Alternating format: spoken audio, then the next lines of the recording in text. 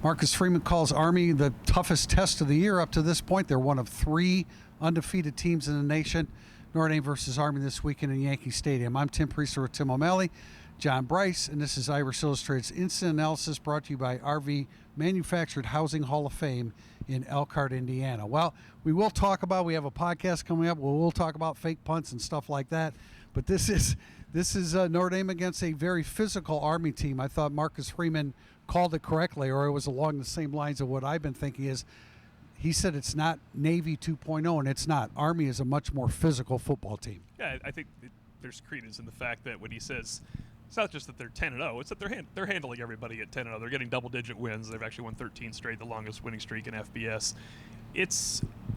I believe Texas A&M was probably the toughest test if you consider the environment as well, but it's probably the toughest test since then, certainly the toughest test since Louisville, and that is part of the story of Notre Dame's season is they've handled everything since NIU. Louisville is the only team to threaten at all. Can they handle Army in that same fashion? I feel like they need to handle Army in that same fashion when a vote comes 2 days later again. And I think that you need to handle Army in that same fashion because you're going into what's going to be such a high-stakes game at USC. You've got back-to-back road games on each coast of this country. One thing, to your point, TP, that I also agree with, it's not Navy 2.0. This is an older, more mature Army football team than Navy, and it's also a much more entrenched program. As Marcus Freeman noted today, year 11 for Jeff Monken. That's still just year 2 for that Navy coaching staff. Huge difference there, huge difference in depth, and absolutely a difference in size and physicality with this Army team.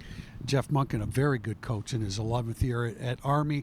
Marcus Freeman called this an honor to be playing Army. He said when he first found out from Jack Swarbrick, it was like Army and Navy in the same year, but understanding the 100 years of Notre Dame playing Army in the Polo Grounds actually 100 years ago and the significance of that. He also, in reference to, I thought this was interesting, in reference to fake punts and things along those lines, he says, I don't want to sit on those through the whole season and then say, okay, we're going to save it for the end of the year.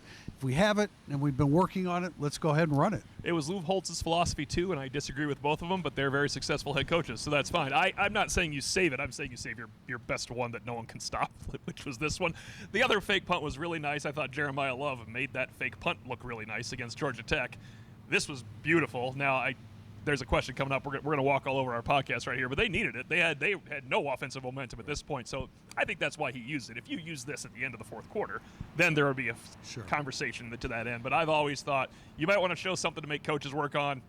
I'd save the best thing for when I need it the most. Well, go ahead, JB. I was just going to say we would be naive to think that that's their only best thing. I think that they've got an arsenal. They got something better than that, JB. They've got an arsenal of fake field goals. They've got additional fake punts in their bag. So another thing that I think that they use these games use those plays when they need them in these games to jumpstart them. And I go all the way back to Duke last year as being a critical moment. The bowl win against South Carolina, a critical moment with a fake punt pitch pass that Notre Dame turned into a first down and scored off of that drive. And I think it's giving opponents something else to look at. You just can't take anything for granted. And the way James Rendell has punted this year, I think they're a little better off if teams have something in the back of their minds to worry about, and Rendell can feel a little bit more free to just boom it. Tim, I don't know if they necessarily have something better, but you do have offshoots from that. We're going to talk about this in the podcast, so we'll get back to that. But I do want to mention Howard Cross III. He's still listed as questionable. Tim, as you said, you have to list him as questionable, so Army thinks that they have to prepare for him. I would imagine that he's likely going to miss this game as well, but that's the main injury. Devin Ford also in a questionable mode here. And there was a lot of talk about Mitch Jeter and where he is. They decided in the second half for him not to kick. They felt like his top distance going into this past week was 42 yards. I know Notre Dame fans are frightened about what could possibly be as you move forward into these key games, especially in the postseason, but they're being careful with Jeter. There's talk about going to the soccer team. I don't think that's the answer. You have Zach Yoakum kicking every day. He's a capable kicker. He didn't look like it on Saturday. Diomede had a long kick that was maybe a little bit unreasonable for him and not online, but still trying to get Mitch Jeter back to 100% or close to it. I was a little admittedly concerned when he said we have to figure out his new line. JB, you made a great point that it was way too cold at 28-0 for Mitch Jeter to come back out there. We'll find out in this Army game, though, who kicks that first 46-yard field goal in the first half. If it's not Mitch Jeter, it's going to be cold at Army, not as bad as here. It's going to be much colder here in South Bend, but nighttime game, I bet they don't go to Jeter yet, and they're saving him for USC. I completely agree, but because of the weather. The weather is going to be a factor. There's a cold front that's supposed to be sweeping a great portion of the country later this week, and I think it's important to note that, as you just did, it is a night kickoff. Kickoff is 7 o'clock. If you're going to have Mitch Jeter still nursing him along, but you want him to kick a game field goal, I think you're better served waiting till the next week in Southern California, and hopefully sunny Southern California. As an aside, and everybody always wants to hear something about CJ Carr, he has started to throw again, going through his rehab, so he is on pace there. I also thought it was interesting that Marcus Freeman, talked about chasing perfection and how you do that. And in practice, he doesn't necessarily concern himself strictly with the result of the play.